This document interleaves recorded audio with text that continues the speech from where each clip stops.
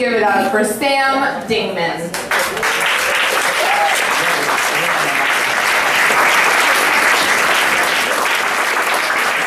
I was about halfway through giving a lap dance to a lesbian when I realized that I was the happiest that I had been in months. And that was because it had been several months since I broke up with my girlfriend, Nikki. And Nikki and I had broken up because our careers were going in different directions. And that was really hard because we met in college, and I wanted to be an actor, and she wanted to be an audio producer. And over the years, we had kind of been doing everything we could to pursue these fields, and it meant that each of us had to spend more and more time on those things and less time with each other. And we reached this point where she got a job as a producer on the show Radiolab, which some of you may know. I got a gig of similar prestige, which is that I got cast in the role of Headless Corpse in the River in a play called Widows. So all of a sudden, it was like we just don't have time for each other, which meant she was extremely busy with very complex work, and I was lying under a stage for several hours. But things were getting really difficult, and so one night we decided to go to this restaurant where we always went when we needed to have a serious talk. And it was this restaurant called Sotto Voce in Brooklyn. And I think they intended to be a very cute name, but it was also very aptly named for the kinds of conversations that we had there, which were like, just feel like I need to feel like I can talk to you. And she was like, I do talk to you. So at Sotto Voce on this particular night, we decided, I think the best thing would be to move in together. I think that would solve all problems. So we went back to my apartment and we got on Craigslist and we spent 3 hours arguing about whether or not to get a one-bedroom or a one-bedroom with an office. And we went to bed extremely angry at each other, and we woke up the next day and we realized that it was just over. And that was really hard because we had been together for a really long time. It was also very hard because I was now single for the first time since college, which meant that I had no idea how you're supposed to meet people. Because the way that Nikki and I met is that we were in the same college improv group. So, at the time, my role as Headless Corpse in the River had concluded, and my next banner part was that I was cast in a student play, and it was called A Day No Cookies Would Die. And there was this girl in the play, and I thought she was very beautiful, and I thought she was very talented. And I was like, well, I met my last girlfriend in a performance environment, and with this girl I was like, well, our characters get along well, so maybe we will too. We should go out sometime. So we did go out, and actually it did go really well, and eventually she was like, you know what, I think you're really cool. And I was like, thanks. Do you want to come over? And she was like, yes, I do. So I was like, I think I'm about to do what some of the kids call hooking up. And I was really excited, but I didn't know how that was supposed to go. So we got back to my house, and we went into my bedroom, and she was like, I'm just going to go to the bathroom. And I was like, great. Should I stay here? And she was like, yes. So I was like, okay, I'll do that. And then while I was there, I got a text message from Nikki. And it said, I really need to talk to you. And I emitted an audible yelp and didn't respond. And then I looked on my dresser and I saw that I still had a picture of her up. And I was like, oh my God, this girl's gonna come back. She's gonna see a picture of my ex. That's so weird. So I put the picture face down. And then she came back from the bathroom and she said, what is that picture that's face down? And I was like, it's always like that. And then my phone beeped, and I looked at it instinctively, and it was Nikki, and it said, never mind, you're probably with somebody else. And that really scared me because I was with somebody else. And as you can imagine, the rest of the evening it didn't go very well.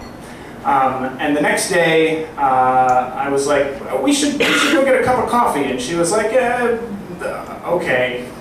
So we're sitting in this coffee shop, and she goes up to get a coffee and a muffin, and the phone rings, and it's Nikki again. And I'm like, she's here, she's close by. She wants to talk to me, and I'm not talking to her. What am I doing? What am I doing? I don't know how to do this, and I do want to talk to her, but I can't because she's here.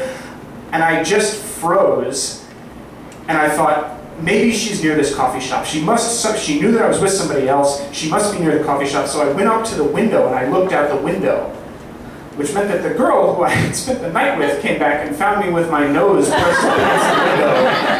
Where is she?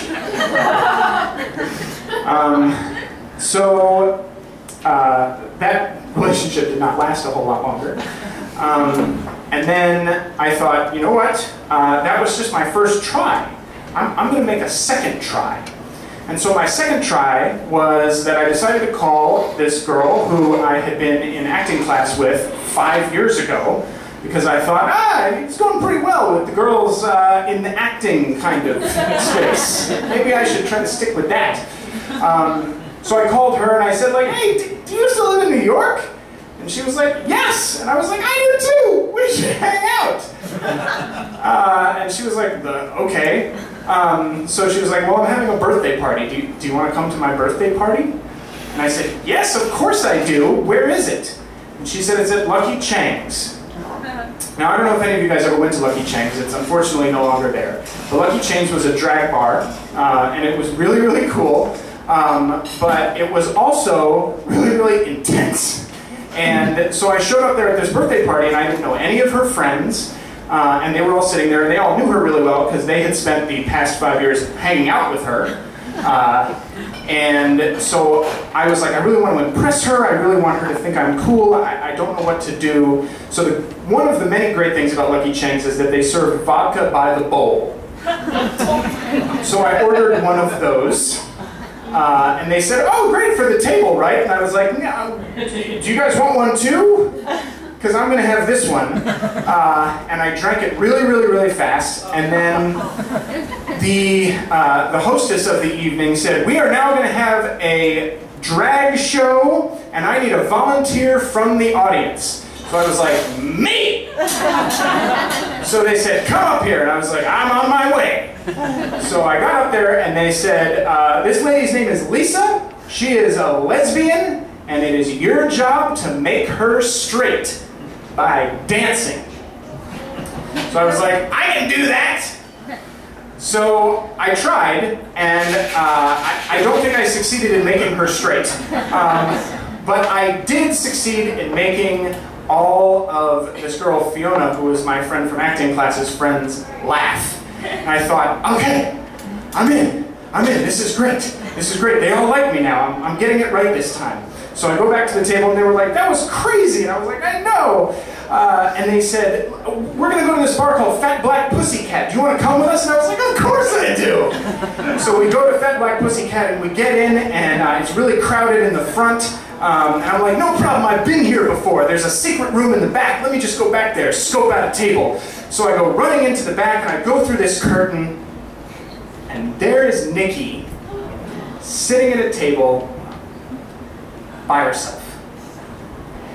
So, and she sees me right when I come through the door, because I had come through the door like a person who's just drunk a bowl of vodka.